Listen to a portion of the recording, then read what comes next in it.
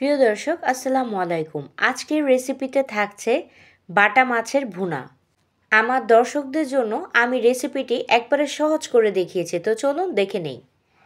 এখানে আমি ৮-১০টির মতো বাটা মাছ নিয়েছি, ভালো মতো পরিষ্কার করে ধুয়ে পানি ঝরিয়ে নিয়েছি।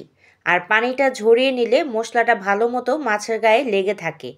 এখন এই মাছের মধ্যে আমি দিয়ে দিব হাফ চা চামচ পরিমাণ লবণ আর হাফ চা চামচ পরিমাণ হলুদের গুঁড়া দিয়ে মাছটাকে আলতোভাবে আমি মাখিয়ে রেখে দিব ২০ মিনিট। আর ২০ মিনিট পরে আমি মাছটা রান্না করতে চলে আসব। মাছের মধ্যে মশলা মেখে সাথে সাথে ভাজবেন না, এতে করে মশলাগুলো ভিতরে যায় না। আর রান্নার জন্য যেই মশলাগুলো নিয়েছি, এখানে নিয়েছি হলুদের গুঁড়া ১ চা চামচ পরিমাণ, লাল মরিচের গুঁড়া ১ চা চামচ পরিমাণ, লবণ হাফ চা চামচ পরিমাণ, ধনিয়া গুঁড়া হাফ চা চামচ পরিমাণ, কাশ্মীরি লাল মরিচের গুঁড়া হাফ চা চামচ পরিমাণ আর জিরা গুঁড়া হাফ চা চামচ পরিমাণ। ফ্রাই প্যানে দিয়ে দিচ্ছি 1/3 কাপ পরিমাণ তেল। আমি একই তেলে রান্নাটা শেষ করব, তাই একটু বেশি করে দিয়েছি। মাছগুলো ম্যারিনেট করা ছিল, আমি ভেজে নিচ্ছি। খুব কড়া করে ভাজবো না, এক পাশ হালকা ভাজা হয়ে আসলে আরেক পাশ উল্টে দিয়েছি। এখন আমি মাছগুলোকে নামিয়ে নিব আর একই তেলে রান্না শেষ করব। দিয়ে দিলাম পেঁয়াজের কুচি 1 কাপ পরিমাণ।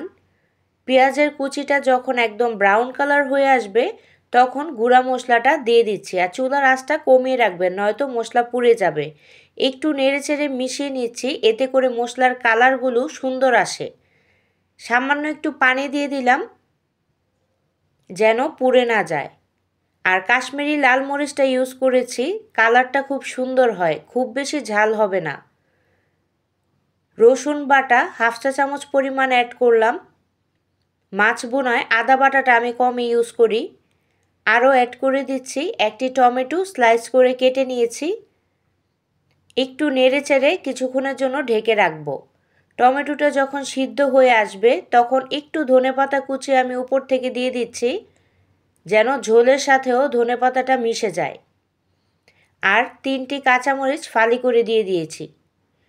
আবারও নেড়েচেড়ে একটু মিশিয়ে নিয়ে মাছগুলো উপর থেকে দিয়ে দিচ্ছি। এর চেয়ে সহজ রান্না আর হয় না।